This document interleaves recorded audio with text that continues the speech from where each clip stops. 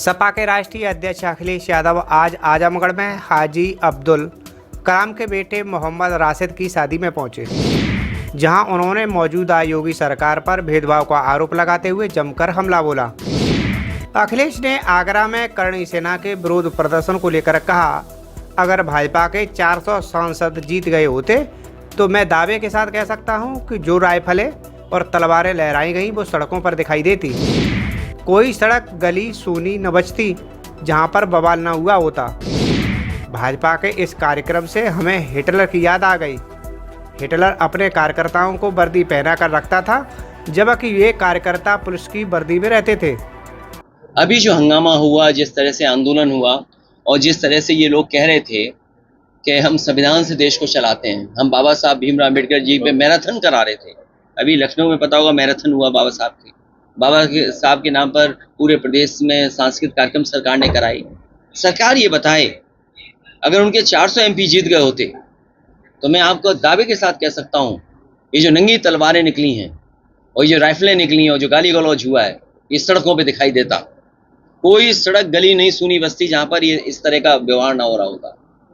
तो किस भावना से कौन क्या कह रहा है, इस बारे में मैं नहीं पढ़ना चाहता हूँ, लेकिन बीजेपी के इस कार्यक्रम की वजह से हमें हिटलर का ट्रूपर याद आ गया।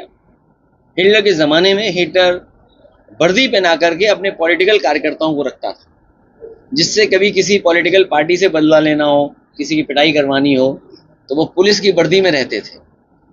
ये जो सेना है ना दिखाई दे रही है, सब बीजेपी के ट्रूपर्स हैं। अखिलेश ने कहा, आजमगढ़ से हमारा बेहद लगाव रहा है। जब भी कठिन परिस्थितियां आईं और जब भी लोकतंत्र बचाने के लिए संविधान की ज़रूरत पड़ी तो यहाँ की जनता ने हमेशा साथ दिया है।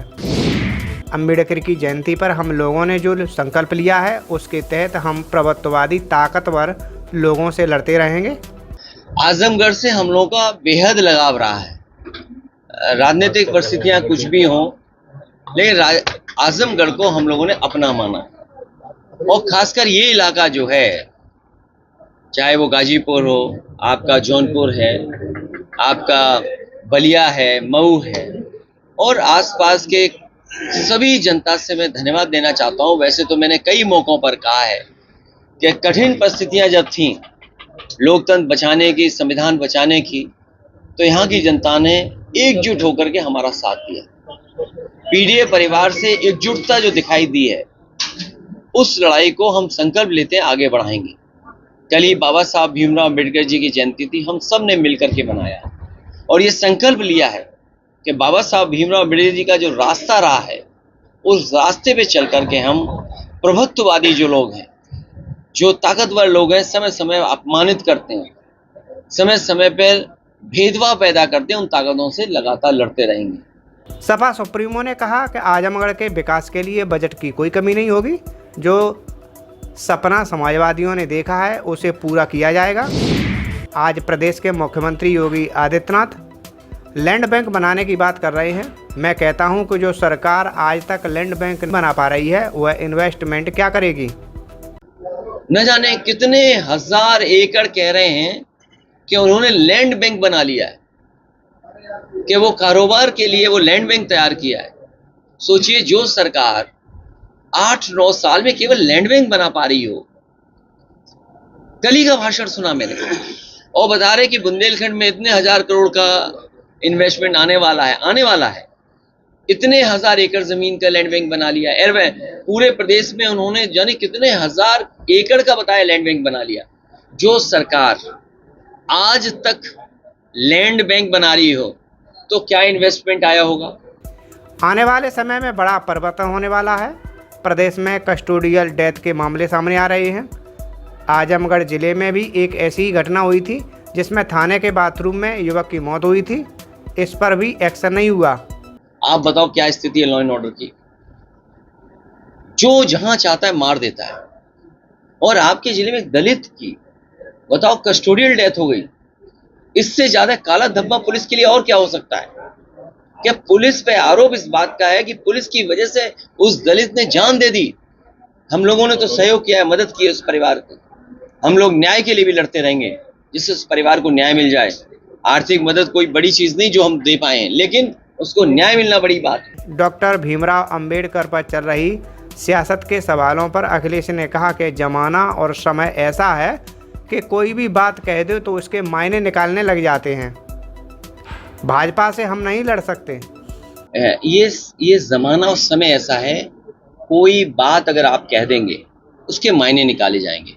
अगर कोई बात ऐसी कह दूं मैं, उससे हमारे खिलाफ भी आंदोलन हो जाएगा। हालांकि हुआ अभी, बोला गोली मार देंगे। अरे भाई गोली क्यों मार दोगे तुम? यही तो था ना, गोली मार देंगे। अगर मैं थोड़ा कमजोर आ जाऊं तो आजमगढ़ ही नहीं आता, मैं मोहम्मद शादी में नहीं आता अगर कमजोर दिल का होता। रुकिए, अब ये मुझे आप बताइए, अगर किसी व्यक्ति ने कहा है गोली मार दें तो उस पर कार्रवाई क्या कर रही सरकार? सपा के राष्ट्रीय अध्यक्ष ने कहा कि सरकार बड़े उद्योगपतियों से मिलकर किसान का हक मार रही है। सामानों का मूल्य उद्योगपति तय कर रहा है। किसान के गेहूं को सस्ता खरीदवाने का कार्य मौजूदा सरकार कर रही है। किसान की मेहनत का सही दाम नहीं मिल रहा। आज बताओ, किसान की आय दोगुनी हो गई, गेहूं खरीदा जा रहा है। सरकार ये कह रही है इस रेट से ज्यादा नहीं खरीद सकते प्राइवेट लोग। क्यों नहीं खरीद सकते? क्योंकि सरकार कंपटीशन नहीं होने देना चाहती है। अगर कंपटीशन होगा तो आड़तिया महंगा खरीदेंगे गेहूं। सरकार मिल गई बड़े उद्योगपतियों से, और उद्योगपति से मिलकर के गेहूं को सस्ता खरीदवा रही है। क्योंकि कल वही उद्योगपति जब आपको आटा देंगे, आटे पे कितना गुना मुनाफा होगा, आपको बिस्किट देंगे कितना मुनाफा होगा। दो तीन बड़ी कंपनियों को लाभ पहुंचाने के लिए गेहूं महंगा नहीं बिकने दे रही सरकार। सोचो, कहीं दुनिया में ऐसा देखा होगा कि सरकार पाबंदी लगाती हो? अगर आप ये वीडियो YouTube पर देख रहे हैं तो हमारे चैनल को सब्सक्राइब करें और बेल आइकन को दबाना ना भूलें। अगर आप Facebook पर ये वीडियो देख रहे हैं तो हमारे पेज को लाइक करें।